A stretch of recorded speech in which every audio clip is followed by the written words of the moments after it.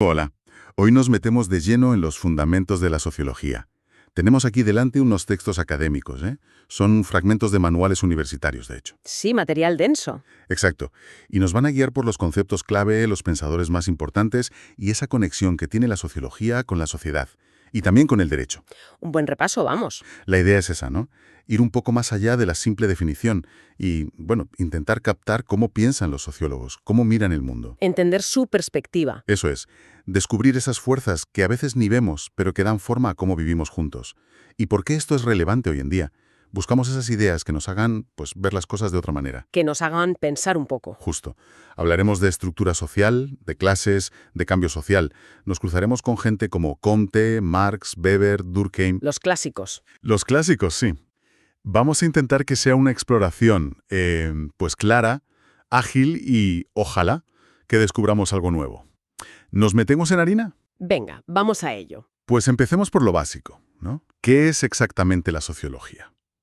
Los textos, claro, nos dan la definición de manual. La RAE dice, ciencia que trata de la estructura y funcionamiento de las sociedades humanas. La definición formal, sí. Busca aplicar el método científico a lo social, investigar la sociedad en general. Pero, vale, más allá de eso, ¿qué significa en la práctica? Pues significa sobre todo un cambio de perspectiva. A ver, la sociología nace en un momento de muchísimos cambios, ¿no? Después de la Revolución Francesa, por ejemplo. Un momento de caos casi. Exacto. Y las explicaciones de siempre, las religiosas o las filosóficas, pues ya no bastaban para entender lo que estaba pasando. Hacía falta un enfoque, digamos, más científico. Entiendo. Visión científica muy ligada a lo que luego Comte llamó positivismo. Querer descubrir, bueno, las reglas del juego social. Vale, descubrir las reglas. ¿Y cómo se hace eso? ¿Qué herramientas usan los sociólogos? Los textos mencionan varias. La observación, por ejemplo. Ujú. Y distinguen entre la observación participante, que es cuando el investigador se mete ahí en el grupo. Casi como un espía, ¿no? Para entender desde dentro. Sí, para vivirlo. Y la no participante, que sería más desde fuera, como las encuestas a gran escala. Pienso ahora en los censos, ¿no? El INEGI en México, por ejemplo, que intenta hacer una foto de toda la sociedad. Claro, son métodos distintos con objetivos distintos. La participante te da una profundidad cualitativa, vamos.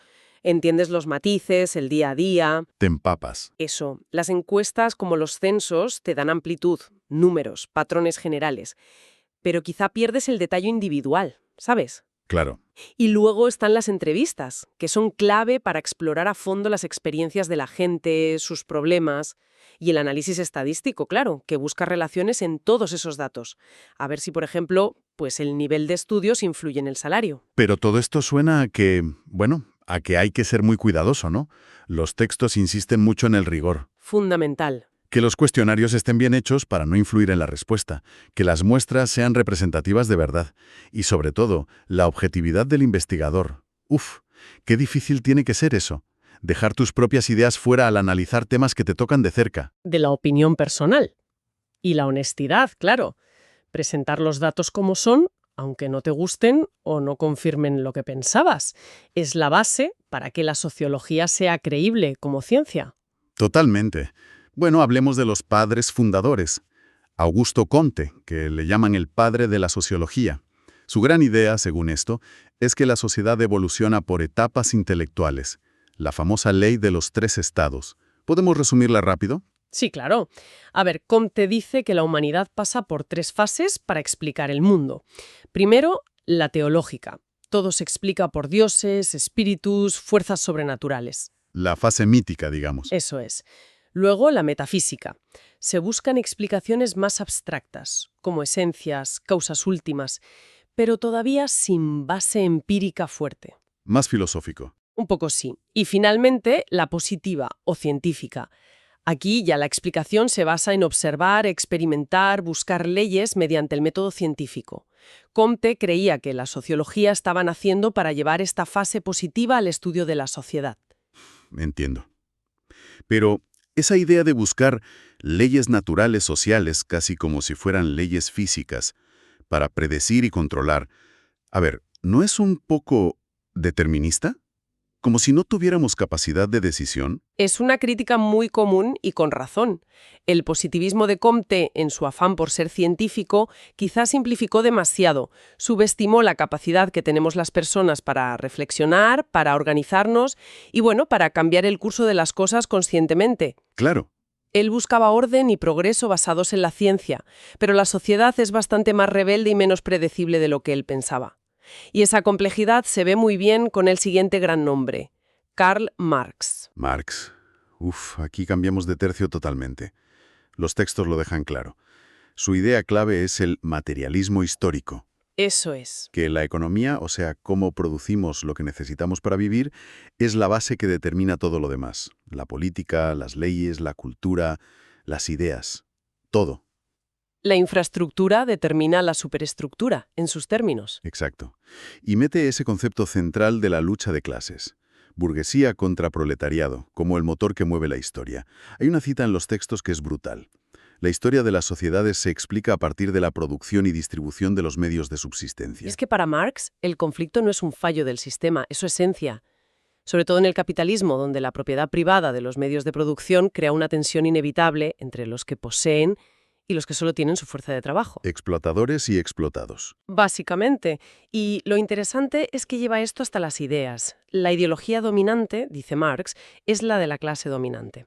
Sirve para justificar el sistema, para que parezca natural o inevitable. La desigualdad económica no es un tema más, es el eje central que explica casi todo lo demás. Pero si la economía lo determina todo de forma tan fuerte, ¿cómo se explica, por ejemplo, que a veces la gente actúe contra sus propios intereses económicos aparentes? O que surjan ideas revolucionarias. ¿Hay margen para la voluntad, para la acción, fuera de esa base económica? Es el gran debate dentro del marxismo, claro. Marx sí habla de la conciencia de clase, Ujú. de que el proletariado se dé cuenta de su situación y se organice, y habla de la acción revolucionaria.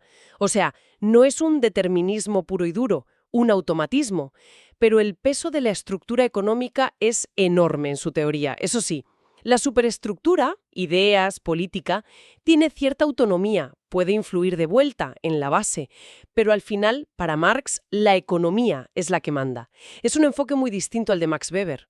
Weber, sí, nos lleva por otro lado completamente. Los textos dicen que él se centra en la acción social, Ujú. en entender el sentido, el significado que las personas damos a lo que hacemos. No busca tanto leyes universales como comprender nuestras motivaciones. Habla de sociología comprensiva. Quiere decir que para él, la sociedad es solo la suma de lo que hace cada uno. No exactamente así. Weber parte del individuo y del significado que le da su acción, ¿sí? Utiliza sus famosos tipos ideales, que son como modelos para analizar por qué hacemos las cosas. Modelos racionales, dice el texto. Eso es. Pero reconoce perfectamente que esas acciones individuales, sumadas, tienen consecuencias colectivas enormes y crean las estructuras sociales. Su individualismo es más bien un punto de partida para el análisis, pero llega a conclusiones sobre fenómenos muy grandes, como la burocracia o el propio capitalismo. Para Weber, lo clave es entender el porqué de la acción. Y él ve la racionalización como la gran tendencia del mundo moderno. La racionalización. Sí, el cálculo de medios para conseguir fines, la búsqueda de la eficiencia, la organización basada en reglas claras, impersonales. La burocracia es el ejemplo perfecto para él. Y aplica esta idea al Estado. Lo define, leemos aquí, como esa organización que consigue tener el monopolio de la violencia física legítima en un territorio. Una definición potentísima. Y analiza por qué obedecemos, no solo por miedo, dice, sino por legitimidad. Y distingue tres tipos. La tradicional, por costumbre, porque siempre ha sido así. Los textos mencionan los usos y costumbres indígenas en México como un posible ejemplo. Podría ser un eco, sí. Luego, la carismática, por devoción a un líder que vemos como excepcional, con cualidades especiales. Figuras que inspiran lealtad personal. Y la tercera, la racional legal, porque creemos en la validez de las leyes, de las normas establecidas. Es la que predomina hoy, ¿no? En teoría, sí, es la base de los estados de derecho modernos.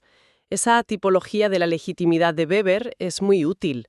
Nos ayuda a entender por qué aceptamos distintos tipos de autoridad, desde un rey antiguo hasta un sistema democrático basado en constituciones y leyes. Weber conecta muy bien la acción micro, individual, el sentido que le doy a mi voto, por ejemplo, con la estructura macro del poder político y la burocracia. Muy interesante. Y nos queda otro gigante, Emil Durkheim. Otro enfoque diferente, sí. Él ve los hechos sociales, formas de actuar, pensar, sentir, que son externas a nosotros como si fueran cosas. Objetos de estudio. Eso, que se pueden estudiar objetivamente, porque nos presionan desde fuera. Y su gran tema es la solidaridad social, ¿no? Lo que nos mantiene unidos como sociedad. Exacto. La gran pregunta de Durkheim es, ¿cómo es posible que la sociedad se mantenga unida? ¿Qué la cohesiona? Y distingue dos tipos de solidaridad. La mecánica, que es típica de sociedades más simples, más homogéneas. ¿Donde todos somos parecidos? Eso, se basa en la similitud, en compartir las mismas creencias, los mismos valores. Hay una conciencia colectiva muy fuerte. Y luego está la solidaridad orgánica, propia de las sociedades modernas, mucho más complejas y diferenciadas. La nuestra. La nuestra. Aquí la cohesión no viene de ser iguales, sino de ser diferentes y necesitarnos mutuamente por la división del trabajo, como los órganos de un cuerpo. Cada uno hace su función y juntos forman un todo. Pero esa complejidad, esa especialización, también tiene su lado B, ¿no? Durkheim habla de la anomia. Sí, un concepto clave. ¿Qué es exactamente? Los textos dicen que es como un estado de desorganización, de falta de normas claras. Es eso. Es una sensación de vacío normativo, de desorientación, que puede aparecer cuando la sociedad cambia muy deprisa o cuando los lazos sociales se debilitan mucho. Es como si la brújula social y moral dejara de funcionar bien. Esto suena muy actual. Con la velocidad a la que cambia todo hoy, la tecnología, los valores. Es tremendamente relevante, sí. El concepto de anomia nos sirve para analizar muchas cosas hoy. Desde el aumento de ciertos comportamientos que se salen de la norma hasta esa sensación de vacío, de aislamiento que siente mucha gente en sociedades muy individualistas, muy fragmentadas. Tiene sentido. De hecho, Durkheim pensaba que las asociaciones profesionales, los gremios, los sindicatos, ese tipo de cuerpos intermedios podían ser una solución. Un espacio entre el individuo y el Estado que generara normas, cohesión, un sentido de pertenencia, una idea que, todavía resuena hoy en debates sobre comunidad. Todas estas ideas de Comte, Marx, Weber, Durkheim, nos dan como piezas para entender algo más grande, la estructura social. El esqueleto de la sociedad, como decías antes. Los textos la definen como esos patrones de relaciones que son más o menos estables y las partes que la forman y que están conectadas entre sí. La familia, la economía, la política. Mencionan modelos para pensarla: mecánico, orgánico, dialéctico, Marx, funcionalista. Pero, en la práctica, ¿cómo funciona? ¿Cuáles son esas partes clave, esas vigas maestras, como decías? Pues son las instituciones sociales. Son las que organizan nuestra vida, nuestras interacciones y, muy importante, distribuyen los recursos. Y lo hacen de forma desigual, lo que nos lleva de cabeza a la estratificación social. Claro. Los textos destacan varias instituciones. Si quieres, podemos pararnos en un par para ver cómo las analizarían las teorías que hemos visto. Por ejemplo, la familia y los medios de comunicación. Me parece bien. Empecemos por la familia. La definición clásica. Grupo unido por parentesco, sangre, matrimonio, adopción. Pero los textos señalan cómo ha evolucionado, ¿no? De la familia nuclear o extensa tradicional a la diversidad de hoy. Monoparentales, ensambladas, homoparentales, parejas sin hijos. Sigue siendo, dicen, la primera escuela de socialización. La socialización primaria, sí. ¿Cómo la verían Marx o Durkheim, por ejemplo?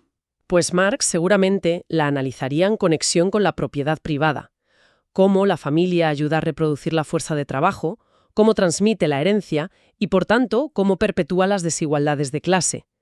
Vería cómo la estructura familiar puede reforzar ventajas o desventajas económicas. Lógico desde su perspectiva. Y Durkheim se centraría más en su función de cohesión, cómo la familia transmite normas, valores, compartidos, cómo integra al individuo en el grupo. Pero también podría analizar la anomia que puede surgir si los modelos familiares cambian muy rápido y no hay normas claras para las nuevas formas de familia. Interesante. La misma institución vista con lentes distintas. Y los medios de comunicación. Aquí la evolución ha sido brutal. De la prensa a la radio, la tele, a las redes sociales que dominan ahora. Un cambio radical. Los textos alertan de su poder para influir en la opinión, crear estereotipos, pero también de problemas como las fake news, la polarización que generan a veces. Aquí también las perspectivas teóricas nos dan pistas distintas.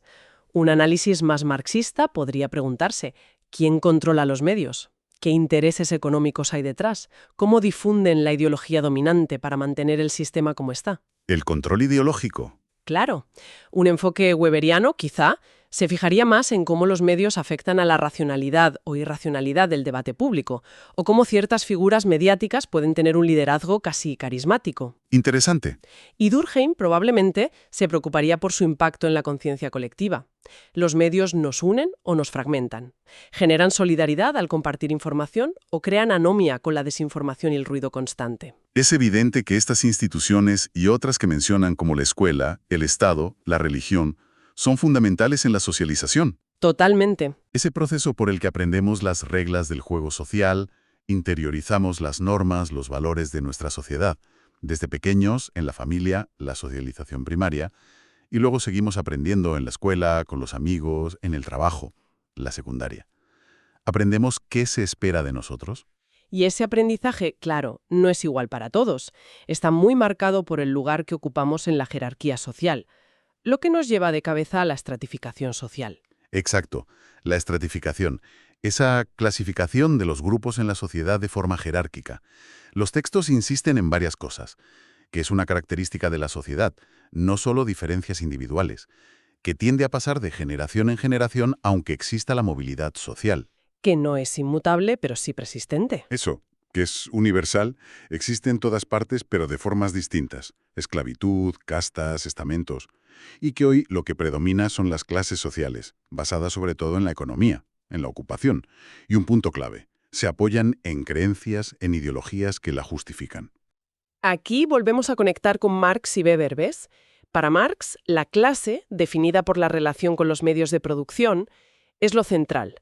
Y la conciencia de clase es fundamental para cambiar las cosas. Sí. Weber complica un poco el cuadro. Añade el estatus social, que es el prestigio, el honor que te da la sociedad, que no siempre coincide con la clase económica. Y también el partido, o sea, el poder político. No todo es economía para él. Entiendo. Y un concepto ligado a esto es la movilidad social. Crucial. La posibilidad de moverse hacia arriba o hacia abajo en esa jerarquía. Es un termómetro de cómo de abierta o cerrada es una sociedad, ¿no? Exacto. Y todo esto se relaciona con la desigualdad, claro, con las oportunidades de vida que tiene cada uno, con las causas y las consecuencias de la pobreza, y con si la sociedad va a ser más conflictiva o más estable. Pero las sociedades no son estáticas, no son una foto fija. Están siempre cambiando. El cambio social. El motor de la historia, para algunos. Los textos recuerdan cambios enormes como las revoluciones industrial y francesa, pero también hablan de factores que impulsan el cambio continuamente. Los cambios en la población, demografía, los cambios culturales, nuevas ideas, valores, la tecnología, imagina el impacto de Internet, las ideologías, liberalismo, conservadurismo. Y no hay que olvidar a los agentes de cambio. Cierto. Las personas, los grupos que activamente intentan cambiar las cosas. Pueden ser líderes carismáticos que movilizan a la gente, élites que impulsan reformas desde arriba, grupos de presión como los sindicatos que negocian leyes o movimientos sociales más amplios. Los textos ponen el ejemplo del movimiento estudiantil del 68 en México. Un ejemplo potente de buscar cambios profundos. Desde luego. Y las teorías que vimos antes, claro, intentan explicar por qué y cómo ocurre ese cambio. Comte con sus etapas evolutivas, Marx con la revolución como resultado de la lucha de clases, Weber con la racionalización como tendencia imparable, Durkheim con el cambio en el tipo de solidaridad. Cada uno pone el foco en un aspecto distinto. El cambio es complejo, no tiene una sola causa. Y ante todo esto, ante las presiones de la estructura y las posibilidades de cambio, ¿cómo respondemos las personas? Hay una tipología de Robert Merton que mencionan los textos que me pareció interesante. La de la adaptación, sí. Dice que, ante la tensión entre las metas que nos pone la cultura, por ejemplo, tener éxito económico, y los medios que la sociedad considera legítimos para lograrlas, la gente se adapta de varias maneras. A ver. El conformista acepta metas y medios. El innovador acepta las metas pero usa medios alternativos, digamos, no legítimos. Busca atajos. El ritualista cumple las normas pero ya ha renunciado a las grandes metas, no tiene ambición. El retraído rechaza todo, metas y medios, se aparta. y el rebelde que rechaza todo, pero además quiere cambiar el sistema entero. Es una forma útil de ver cómo la misma estructura social puede generar respuestas individuales muy diferentes, incluso desviadas. Sí, me pareció muy gráfico. Bueno, ya para ir terminando, los textos apuntan a una conexión muy fuerte entre sociología y derecho. Nace así la sociología jurídica. ¿Qué aporta principalmente? Pues su gran valor es que nos ayuda a ver el derecho no como un conjunto de normas abstractas que caen del cielo, sino como un producto social y a la vez como una fuerza que actúa sobre la sociedad. Una calle de doble sentido, decías antes. Exacto. Estudia cómo nacen las normas jurídicas, de las relaciones sociales, de los conflictos, de los cambios culturales. Piensa en leyes sobre matrimonio igualitario o sobre medio ambiente. Eran impensables hace no tanto. Claro. Y al mismo tiempo analiza el impacto del derecho en la sociedad, cómo guía nuestras conductas, cómo resuelve o a veces crea conflictos, cómo distribuye el poder y, fundamental, cómo legitima ese poder. Ahí conecta de nuevo con Weber, con la idea de legitimidad y legalidad. Entendido. Pues hemos hecho un buen recorrido, ¿eh? Desde qué es la sociología y quiénes la pusieron en marcha, hasta cómo se organizan las sociedades, cómo se jerarquizan, cómo cambian, y el papel del derecho en todo esto. Si tuvieras que quedarte con una idea central de todo lo que hemos hablado, ¿cuál sería? Difícil elegir una. Pero quizá me quedaría con que la sociología nos da una perspectiva crítica. Nos ayuda a cuestionar lo que damos por hecho, a ver las estructuras de poder, las desigualdades, que a menudo están ocultas en lo cotidiano. Nos da herramientas para entender por qué el mundo social es como es. Y quizá para pensar cómo podría ser de otra manera. Una perspectiva crítica, sí. Entonces, para darle una última vuelta, nos queda una tensión que ha estado presente en casi todo. Esa lucha entre las estructuras sociales que nos condicionan, que nos limitan. Y nuestra capacidad como individuos y como grupos para actuar, para resistir, incluso para transformar esas estructuras. La agencia humana, que se llama. Exacto. Y esa tensión nos deja una pregunta flotando, ¿no? Frente a los problemas sociales, a las desigualdades que hemos visto que analizan estos textos, ¿dónde está la clave para el cambio? ¿En el Estado, en las instituciones, en la fuerza de los movimientos sociales, en nuestras decisiones de cada día? ¿O es una mezcla compleja de todo eso, que además va cambiando con el tiempo? Pues ahí queda esa pregunta abierta. Y con ella cerramos esta inmersión en los fundamentos de la sociología. Hasta la próxima. Hasta la próxima.